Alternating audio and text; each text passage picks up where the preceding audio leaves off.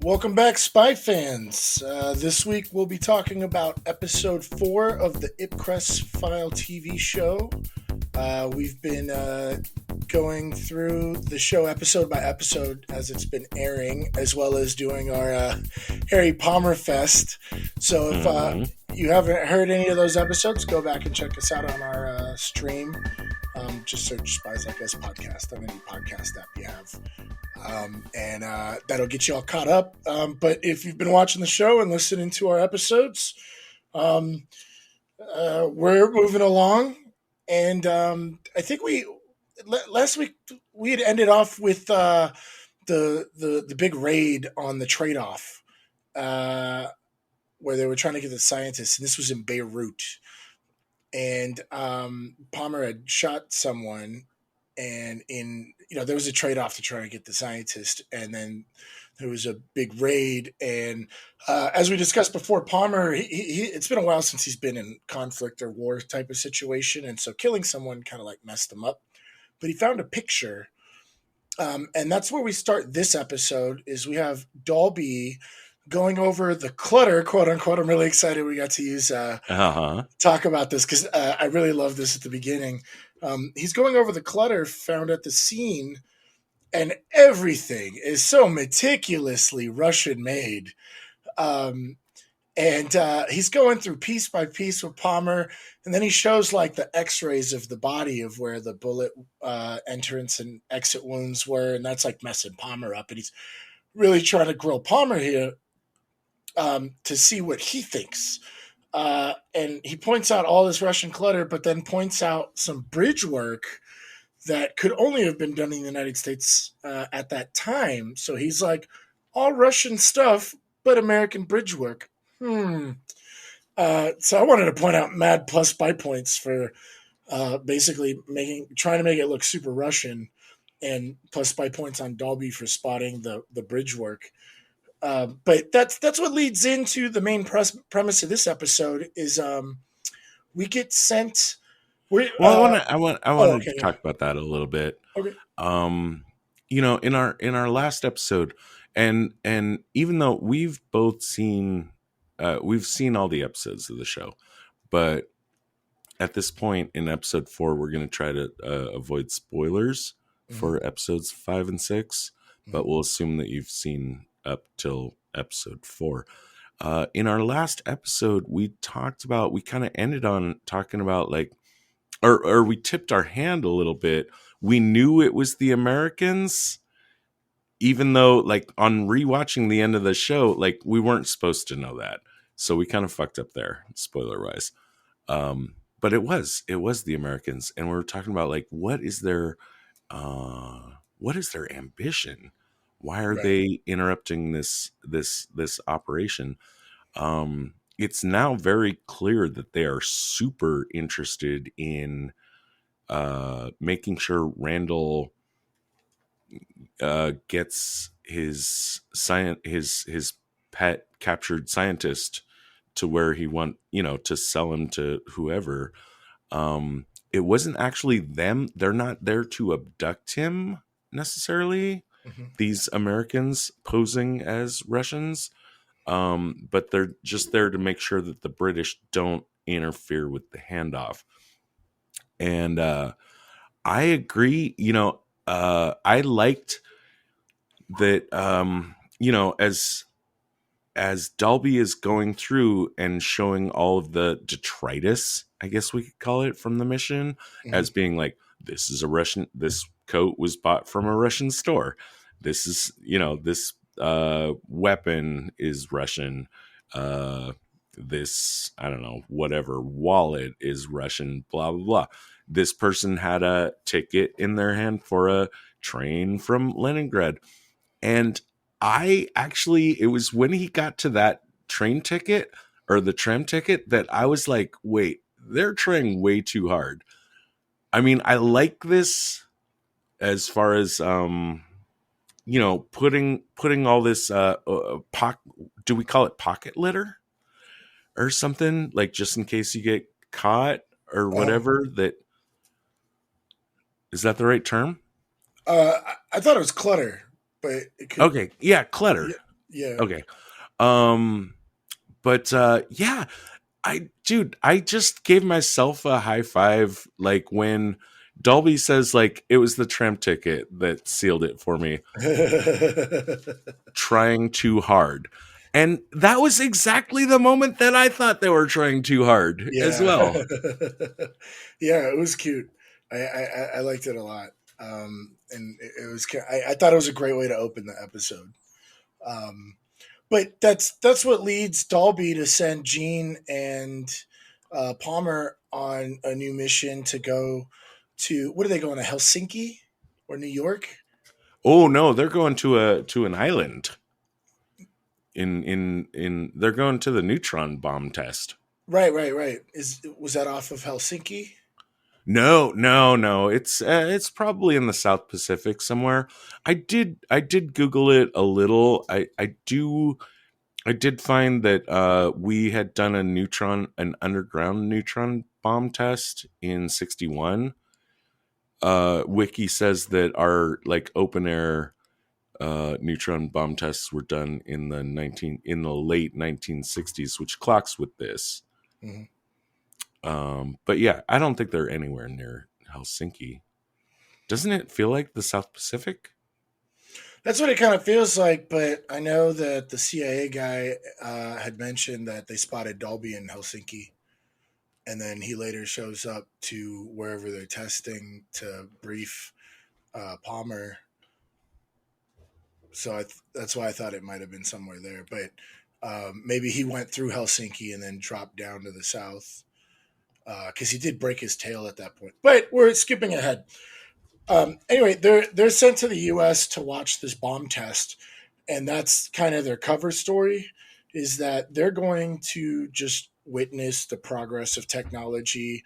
You know, at this point, America and England have a good relationship The March diplomatically. of Progress. Yeah, the March of Progress was a great way that they described it.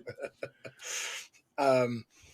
Uh, and this kind of like story wise, this kind of sets up an awkward situation for Palmer and Gene because they had like a little moment of romance in the last episode, and on top of that, Palmer just is all screwed up from the trauma of like killing somebody again. Um, but when they get there, it's obvious that the lens of suspicion is on the both of them. Um, and they go through a briefing, and I guess the head of security there is talking about this Russian submarine that's 20 miles offshore that he mentioned earlier, which I wanted to highlight right now and then skip because that's going to be important later on. But one of the things I thought was really interesting that I think we should both really, really talk about for this is how much what was his name? Paul? He's the CIA contact that they've been dealing with in the last couple episodes. Right. I've got him. I mean, I've got him down as his last name of Maddox, Maddox. Yeah, and I that's how think. I'd like to refer to him. Yeah. So Maddox, uh, he from the get go starts playing Gene against Palmer and vice versa, and there was a lot of really clever stuff he did. I think they both kind of picked up on it, but it still was enough to drop a little bit of suspicion. So I thought we should talk a little bit about that. Did you have anything you wanted to say about that? Oh yeah, for sure. I mean, I think this is largely a Maddox focused episode, even though we have a side plot of Dalby and Helsinki, which I think we should totally separate in our discussion because the two stories don't interact with each other. Hmm. Um, but yeah, along the way in this episode, we're definitely going to find out that Maddox is not to be trusted. I Yeah. mean, he's lying out of the left side of his face. He's lying out of the right side of his face. Uh, we'll find Palmer will notice like you know a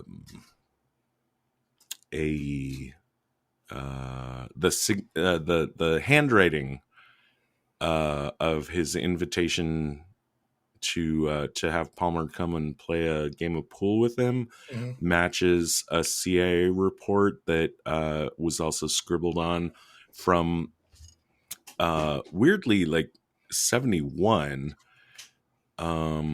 So it was a little weird to me. It was a little weird to me. Like, why is this in Palmer's, the folder of information that he's been given?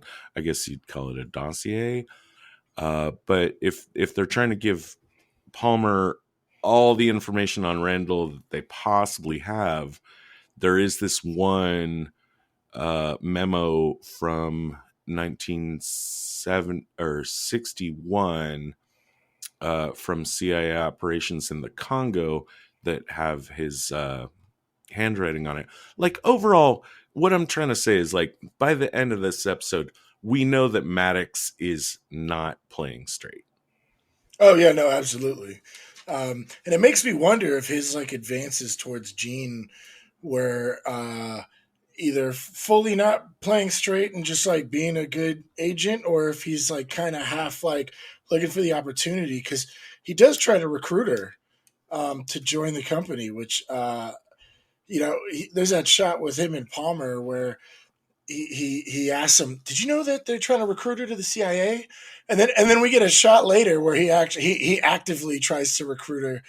And so I'm wondering how much of his intentions are just settling him off, or if he actually does have an interest in her. But it's kind of funny because we see I think it was episode 1 where he's like asking her to dinner, but we also see that kind of double two sides of the coin of him, where he's talking about being hungover and then telling someone else he never drinks.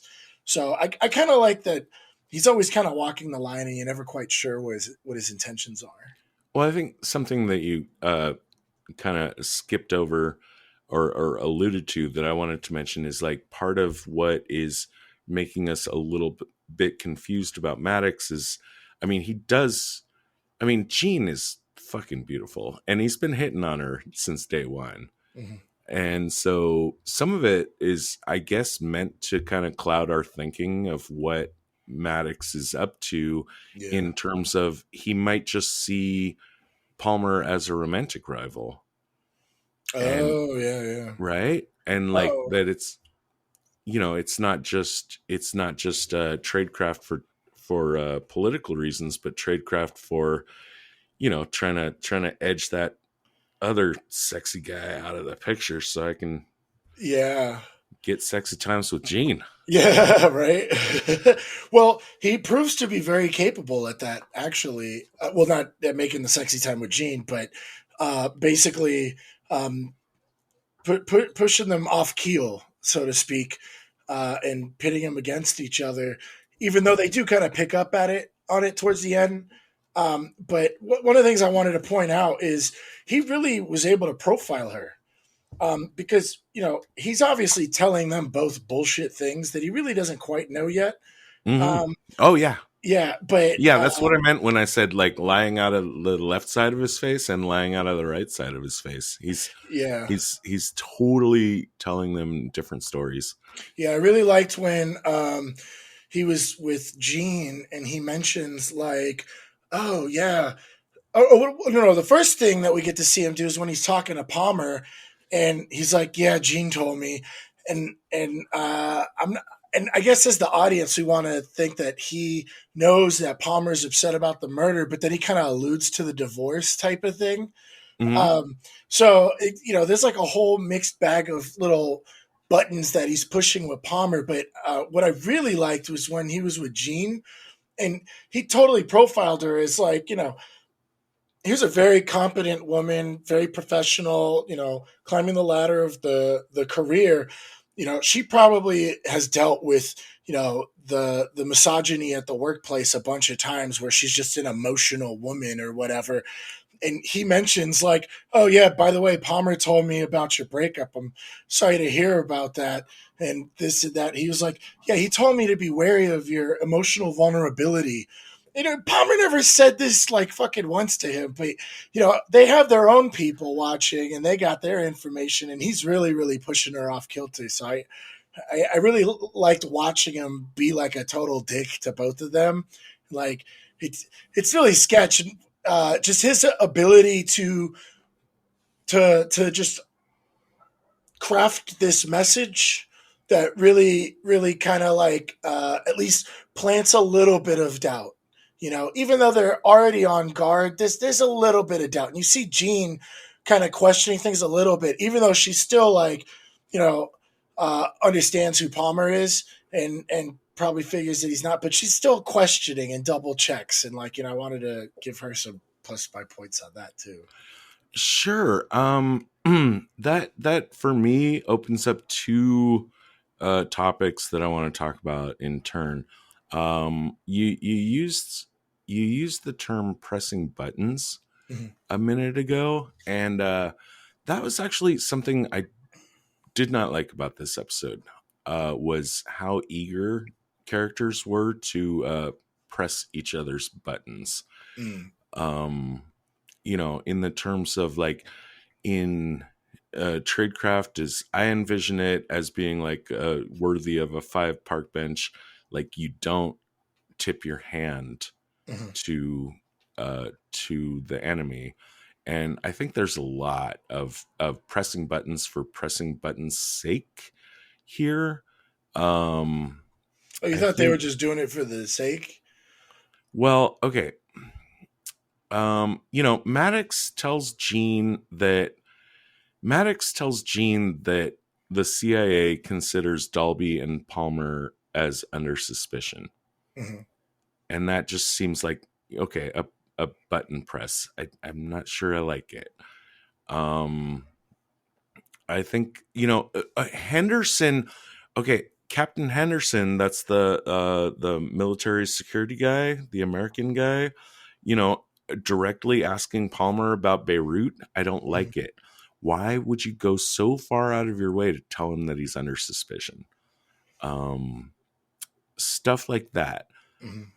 But there's also, and we don't get these in real time, but we also get signals or scenes that show us that, like, for instance, Dalby had told Jean specifically to uh try to convince Maddox that she is suspicious of her own organization, and that she might have doubts about Dalby and Palmer.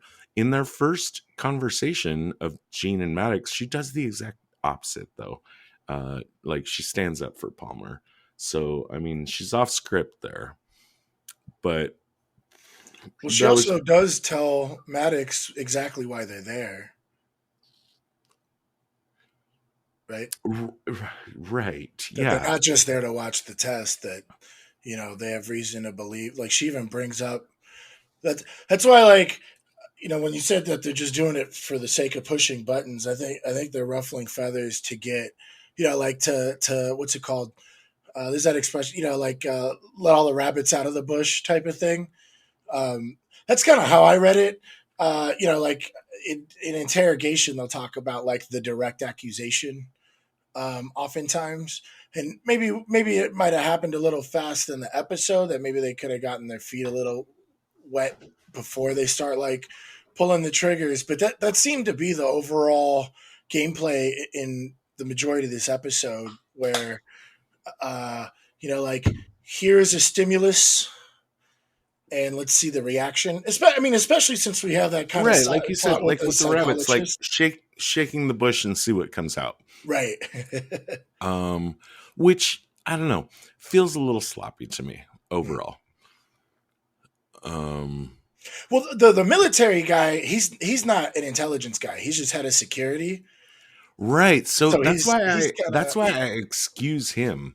right, right. Uh, You're talking about when he gets the passport and he's like, "Oh, Beirut, huh? What were you doing right. there?" Yeah, Yeah, exactly. Because that guy has got an axe to grind.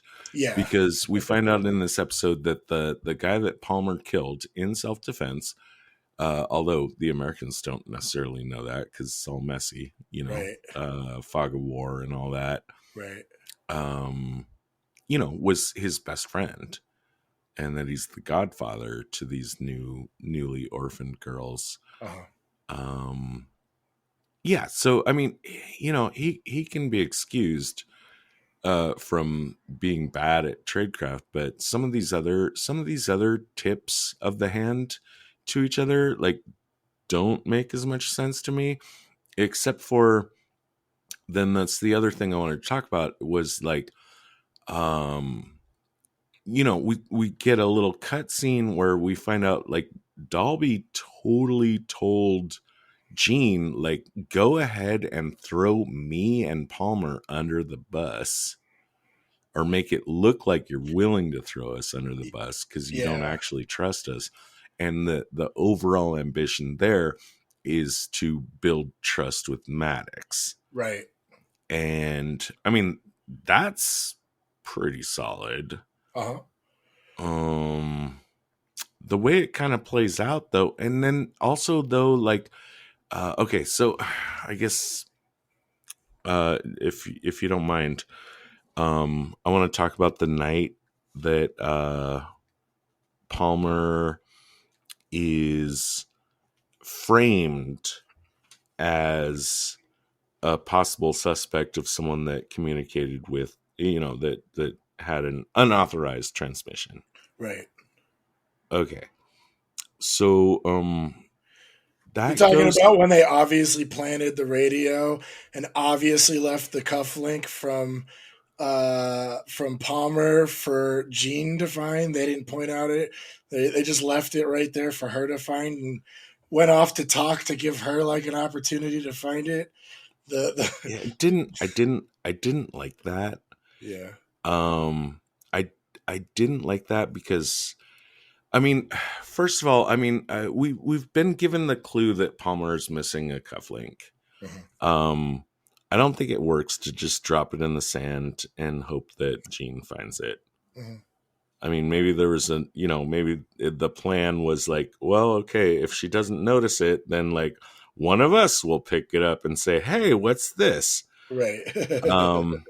But I just, like the coincidence of her finding it in the sand is very flimsy to me. If that was your plan.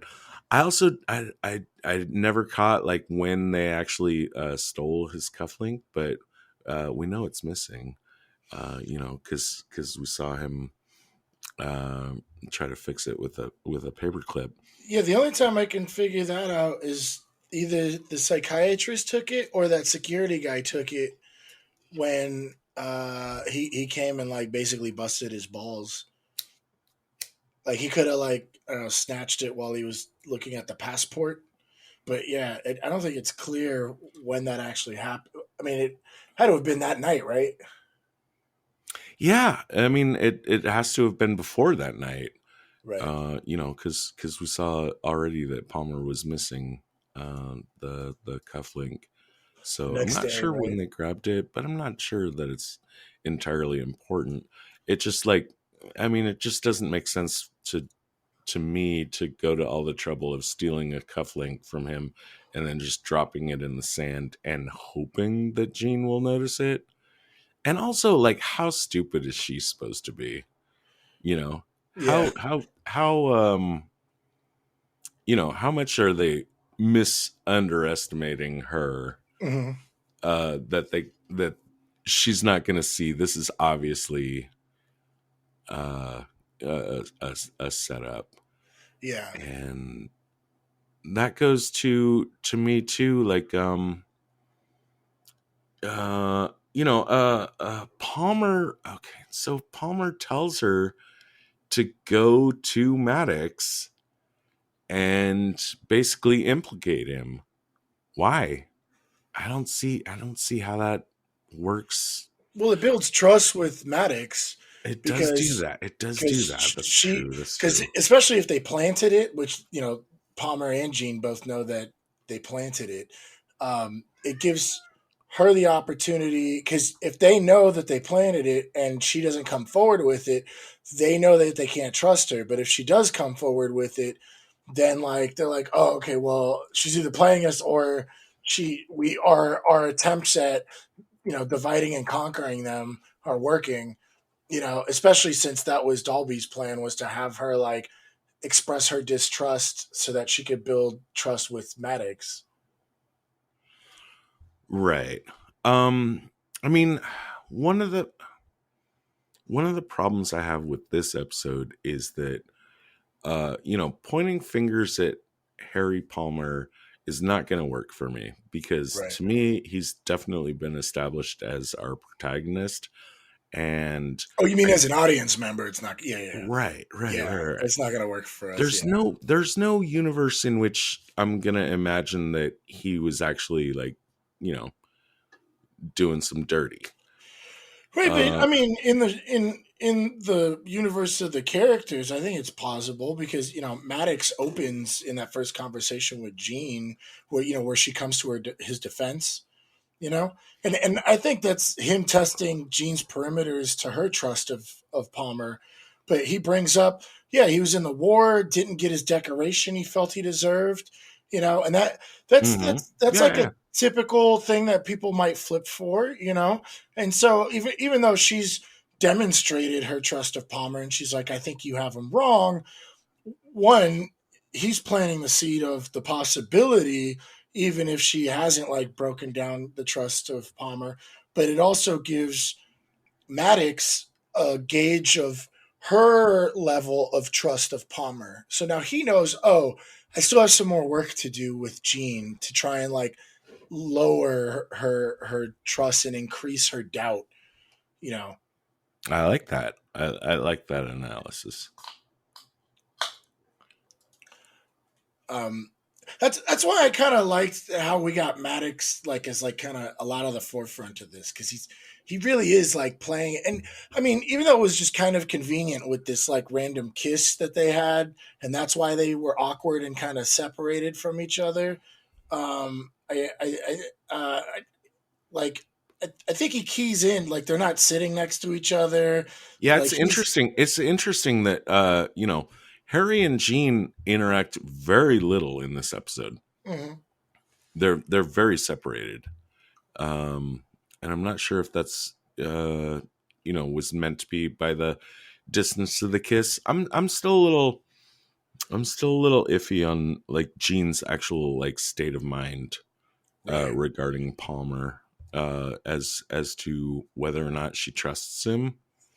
Um, I'm a little iffy on who she trusts Well, most, well, Maddox or Palmer. I think Maddox is actually a little successful at planning the doubt because it's when Maddox mentions the emotional vulnerability thing. I think that does affect her. At least the show wants us to think that, and that's why I think she doesn't fall for it immediately or really at all. She double checks. She keeps her head clear, and Mm-hmm. even though it might have affected her, she went and covered the bases. She goes back when she meets with Palmer and like, did you tell Maddox about my breakup? And did you say to watch out for my emotional vulnerability? He's like, no. And he could be lying. So when she goes back to meet with Maddox and is like, well, were you recording the room? He's like, oh yeah, blah blah blah, this time and this time, and I can play the tape for you if you like. It Right. she is she's dotting her i's and crossing her t's, and like I want to be like, yeah, go Gene on that, because the it seems like the seeds of doubt are still being planted, and it's her job to really start, maybe there is something else going on, and she makes sure to cover all the bases, and What and, I and eventually, yeah, go ahead. what I like about this sub story of Harry and Jean is like when they meet, like I said, like they're mostly separated, they're mostly segregated from, and they're getting information from different sources. At the one conversation that they do have on the tower with the neutron bomb, they're actually entirely honest with each other. Mhm.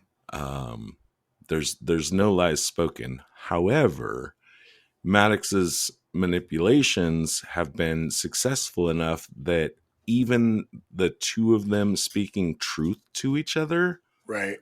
because I didn't detect any lies Mm-mm. that they said to each other. Like, they ask each other questions, they give each other answers. As far as I can tell, all the answers are true. Mhm. But it's still because of the way Maddox has set everything up, even them being truthful to each other still leaves open the door to suspect one another. And I need to say this too. My worst tradecraft of this show is leaving two British people alone with the neutron bomb. Did you catch that? Yeah, it made for a great shot, but yeah, no, yeah, I felt the same way, especially with like how much of a stick up the head of security's ass there was.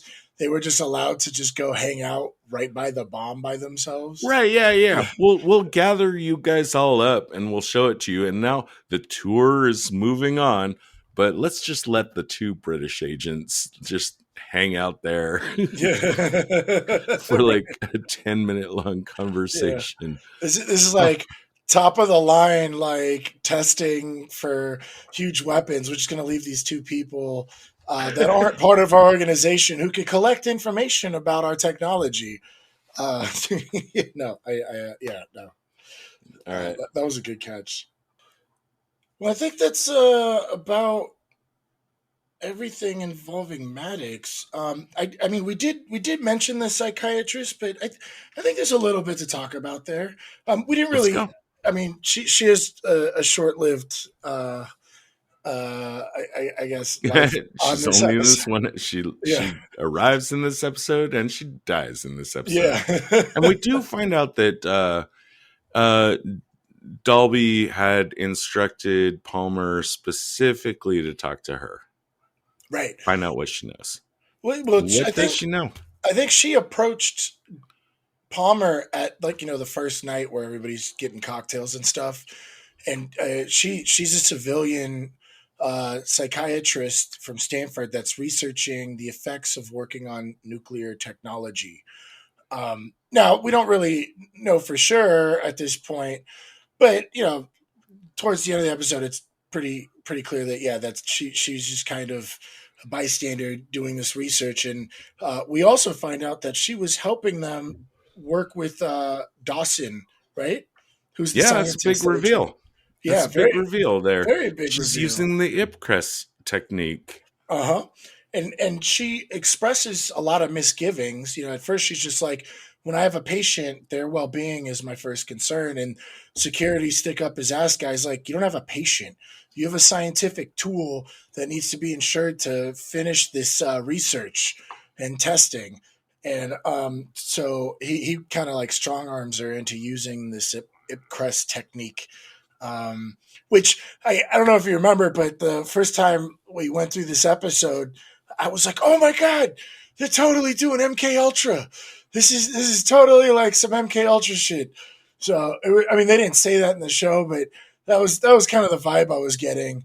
That because in the original IPCRESS File film, it's very similar kind of concept where they're using like lights and sounds type of conditioning to kind of brainwash people. Sure. Um, but so they definitely, Little bit of kind of a psychedelia. yeah, That was a popular concept in the 60s, I think.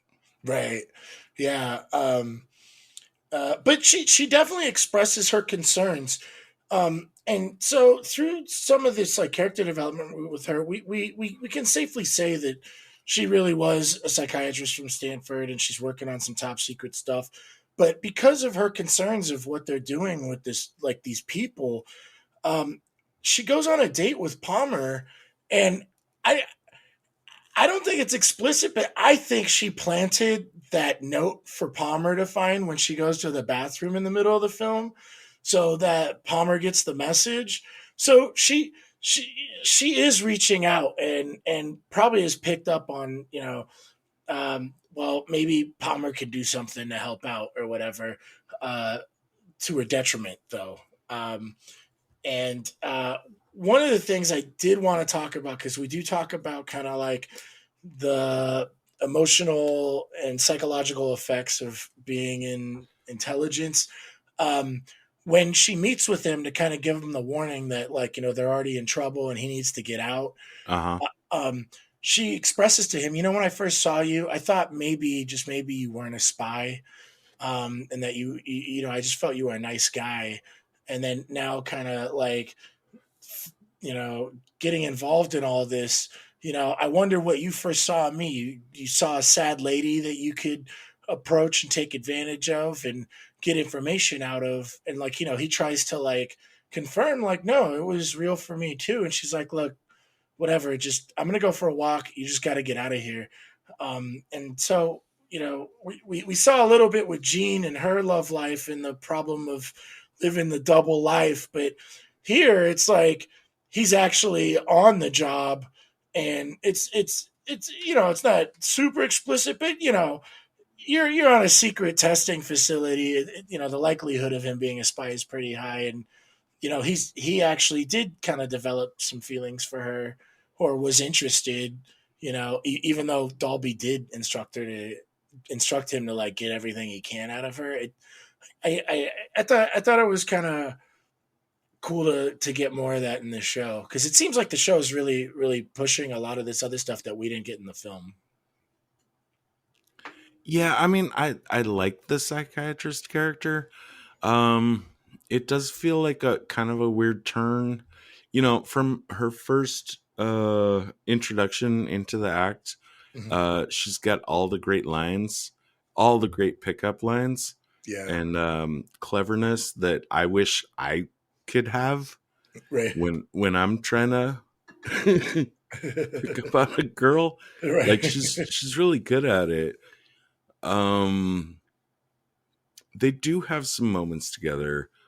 I'm not entirely convinced as an audience member that they made a true emotional connection. Um, but I mean, I do feel for Palmer when he's in the car on that beach and he's saying like, I wish you could just trust me, and knowing that in Palmer's head, he's got an agenda. That sucks for me to think about, Yeah. and hers is a sad story, and it really sucks that the Americans basically murder her to just try to throw Palmer under the bus. Yeah. Yeah, it was kind of sad. um but yeah, and then when, oh, that's right, that was kind of, what do you think? Do you think this is believable that Palmer would be really upset and then like Oh yeah. run up with I the mean, gun? there's no other explanation. He Yeah. can't. I mean, he once he finds her dead, he immediately like grabs a firearm, which we know he's averse to Right. violence. And he storms Maddox's office. So he's you know I mean, it's definitely minus spy points, but it's understandable. Yeah. That someone that, or at least I'm meant to understand that he had an emotional connection with. But even if he didn't, like it would still feel really shitty for me. Like, even if I didn't care, like if I was an agent and, I had been instructed to, uh, gain information from someone, even if it was someone I didn't actually care about, like for them to get murdered as part of my actions, that would set me off. Yeah. Especially after like he's pretty emotional from killing the guy. Um, yeah. So I think it's believable for him to like really overextend himself. He does grow Maddox about where's Dawson. We get a nice line where Maddox is like, "It's not my department." Like, like, yeah, of course you know Right, where fucking right. Dawson is, but he's And just like, this "Oh, it's goes not my department." this goes also into my file of this episode being like, people pressing buttons for no reasons. Yeah, Um, that Maddox says like, "Oh yeah, Dawson, he was here. yeah, He was on a helicopter." There's no reason to tell Harry that except to Right. like big dick energy. Yeah. You know, it's flexing, Yeah. unnecessary. Yeah. um well, I think that's it for the island. Did you want to move on to our there was like a small subplot where last week we talked about Sure. Dalby kind of being confronted with a decision to save like his old love's life, Mm-hmm. this Russian Yeah. scientist, And and he prosecutes that plan. It doesn't intersect, like the Dolby subplot that's being set up doesn't intersect at all yet right, with the other events of episode 4. But it is a subplot, and we'll be looking forward to seeing how it might intersect in episodes 5 and 6. Let's talk about the Dolby thing. yeah. Um, so he decides to go through with it, um, and Let's reset it up just in case. Uh, Basically, Stock is offering to return Dolby's old girlfriend in exchange for a dossier on the neutron bomb. I mean, that's right. that's the offer. That's the trade. Yeah. Okay, go. Oh, so he decides to go through with it, which is kind of like a moment. But when he gets led over to make the trade, I want to call bullshit on this. He's got like a gun hidden in his hat. They pat him down. Oh, you're skipping ahead, I think. Before Okay. we get to the gun in the hat, I do like, him escaping the tail by going into a phone booth. We Mhm, love reflections mhm. and barring the door. Okay, but then they get to the final meeting and gun under the hat. Back to you. Oh, okay. Yeah. So, yeah, he's led in from the car. They blindfold him or whatever, and they bring him to this room. There's like three guys, and then they bring in the scientist. They pat him down. I'd like to think they would check his hat. It seems like these are like seasoned goons. You know what I mean? But anyway, he's got a gun hid in the hat, and he shoots all three of them. So this makes me wonder if if he actually is acting on his own at this point, because after he gets her, they're at the hotel and he's keeping his distance from her, and it's like making her a little uncomfortable. And he's like, "Well, you're to be taken to headquarters to be debriefed to see if you're a reliable agent." And I kind of wanted to give plus spy points on this because he's obviously been distraught about like being told that, oh, this woman that you were in love with you thought was executed is actually alive, and here's your opportunity to save her. Give us the stuff we need and we'll get her back to you. And then here he's got her, so he's probably going through like a roller coaster of emotions and thoughts, and he keeps it very, very tight. He's like, yeah, you need to be debriefed. So I'm wondering if he had spoken to the higher ups and planned this whole thing out where he was going to bring like a dossier, but then like shoot the guys up and then take her out. I don't know. It's kind of a high risk plan. Yeah, I think he's meant to be operating alone. My big question is whether or not he brought the real dossier. Yeah. Um, Or I something mean, that just looked official. right? Obviously, it was realistic enough to pass a cursory inspection. Right. But yeah, I really wonder about that. Like, because his plan, he has to know that his plan could have not worked, right? Yeah. Like they could have checked under his hat for a gun, Been like, oh, you got a gun. I see. right? Planning on double crossing us, eh? In which case, like, planning ahead for that, like, do you bring the real dossier or do you not? Right. Um, I think you bring a dossier that would pass Right.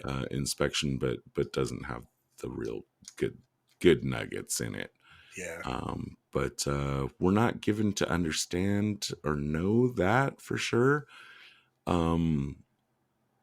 The thing about him telling his girlfriend, she needs to go through regular channels, and says ultimately it'll be up to him to make the recommendation on her status.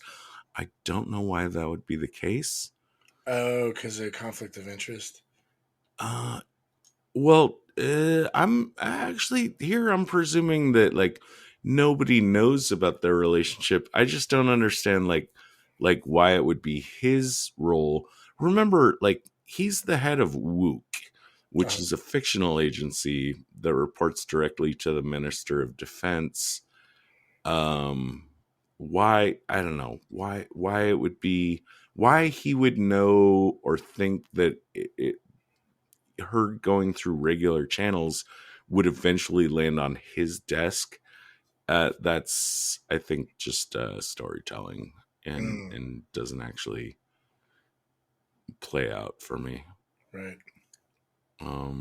But yeah, and okay, so I think we've gone ahead and said like we're taking off the spoiler warning on having seen the original movie, the IPCRESS File, in which case Dalby turns out to be the traitor, and you and I had talked about the fact that like it's a duck duck goose situation where there's no indication that he's the traitor until the very end. You just suddenly find out for no reasons. Right.